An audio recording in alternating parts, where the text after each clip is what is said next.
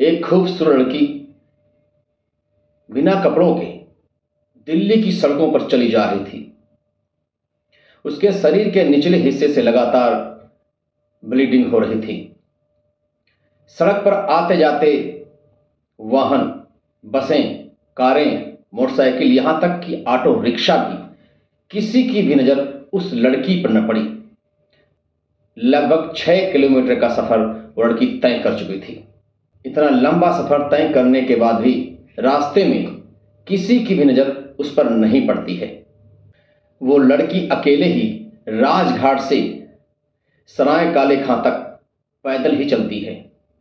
अभी तक उसके शरीर से लगातार ब्लीडिंग हो रही थी। रास्ते में एक फुटपाथ पर जाकर बैठ जाती है। तभी नौसेना का एक अधिकारी, जिसकी निगाह उस लड़की पर पड़ती है, उस लड़की की ऐसी हालत देखने के बाद वो तत्काल समझ जाता है कुछ तो गड़बड़ है, और उसने ही तत्काल पुलिस हेडक्वार्टर पर फोन लगाया। आनन फान में पुलिस पहुंचती है। उस लड़की को हॉस्टल एम्स में जाकर भर्ती करवा देते हैं। लड़की की मानसिक हालत बिल्कुल ठीक नहीं थी। वो कुछ समझ नहीं पा रही थी। वो बेहोश हालत में थी। पुलिस ने कई बार उनसे पूछताछ करने की कोशिश तो की, लेकिन बेचारी लड़की कुछ कह ही नहीं सकी। बेसुध वहीं पड़ी थी। ऐसी गंभीर हालत देखने के बाद डॉक्टरों के भी आंखों में पानी आ गया।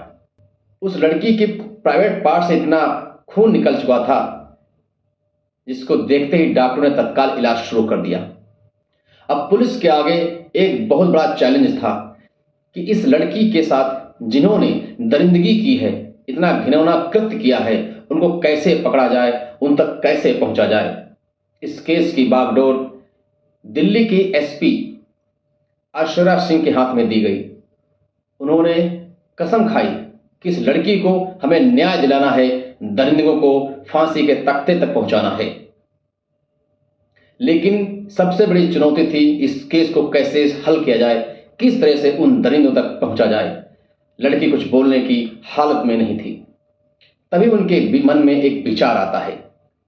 उन्होंने अपने ही स्टाफ की एक सिपाही महिला को सादी वर्दी में उस लड़की के पास भेजते हैं। उसकी सहायता करती है, जो कहते हो खिलाते हैं, उसके प्रति हमदर्दी जताते हैं। उस हमदर्दी के चलते उसका इलाज होता है। धीरे धीरे करके वो लड़की उस महिला को सोशल कर्मी समझकर सारी बातें धीरे धीरे बताना शुरू करती है। फिर उन बातों को सुनने के बाद जो घटना सामने निकल कर आती है, उसको सुनने के बाद लोगों के पैरों तले जमीन खिसक जाती है, कलेजा फट जाता है, आंखों से आंसू बहने लगते हैं।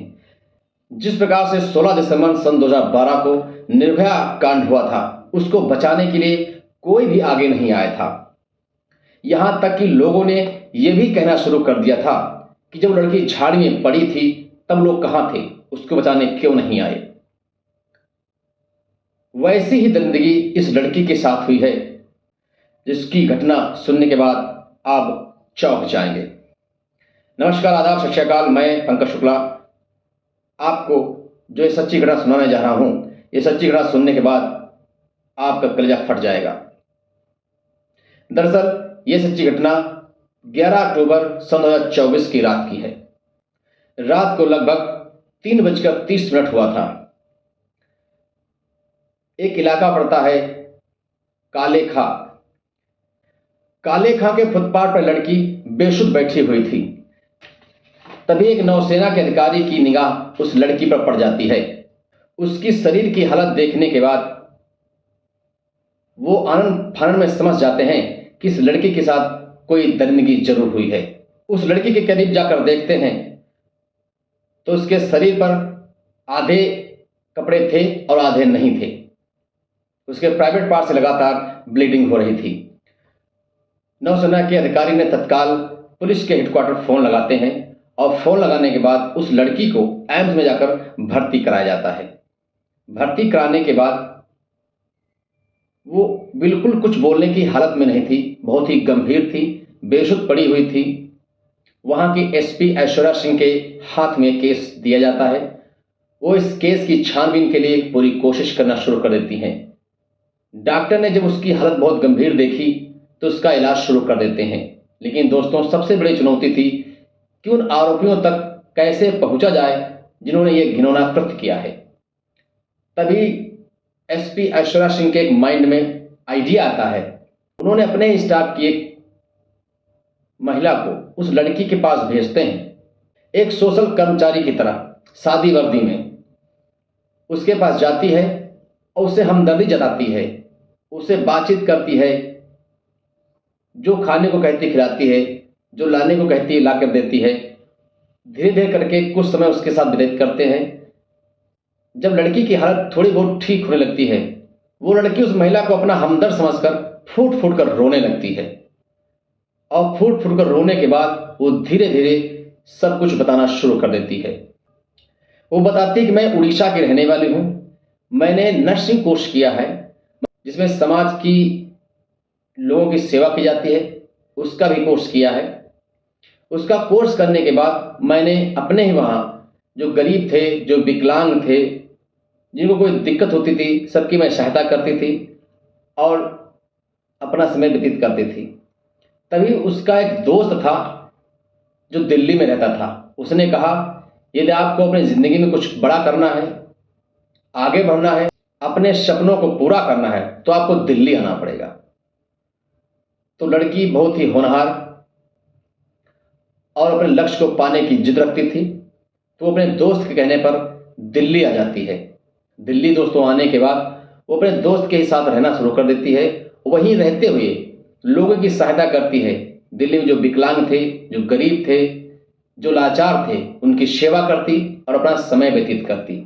ऐसा करते करते कुछ दिन तो गुजर जाते हैं, लेकिन वो जो उनका दोस्त था, उसके हाव भाव धीरे धीरे बदलने लगते हैं। वो सोचने लगता है कि ये लड़की तो मेरे ऊपर ही आश्रित हो गई है, मैं ही कमाता हूँ, मैं ही सब कुछ लाता हूँ, ये कुछ नहीं करती है। लड़की उसकी ये मनोभावना समझ जाती है, तो अपने दोस्त को छोड़ने का प्लान बना लेती है। एक दिन अपने दोस्त को छोड़कर वो चली जाती है। अपने दोस्त का रूम छोड़ने के बाद किशनगढ़ ननों के वहाँ चली जाती है, जिनके पास वो रह करके सोशल वर्क करना शुरू कर देती है। जो भी गरीब होते हैं, विकलांग होते हैं, उनकी सहायता करना, सेवा करना, उन्हीं के साथ समय गुजरने लगता है। धीरे धीरे उसकी मानसिक स्थिति खराब हो जाती है। उसकी कुछ समझ में नहीं आता है, मैं करूं तो क्या करूं, कहाँ जाऊं। फिर उसने एक दिन ननों के साथ भी रहना बंद कर देती है और वो दिल्ली की गलियों में निकल लेती है।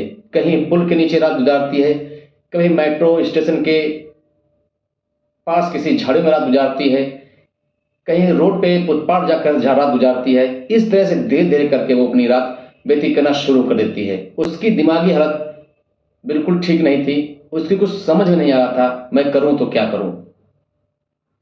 उसे ये बिल्कुल ही अनुभव नहीं था कि दिल्ली की गलियां मेरे लिए एकदम सेफ नहीं है, कभी भी कोई भी दुर्घटना हो ही सकती है।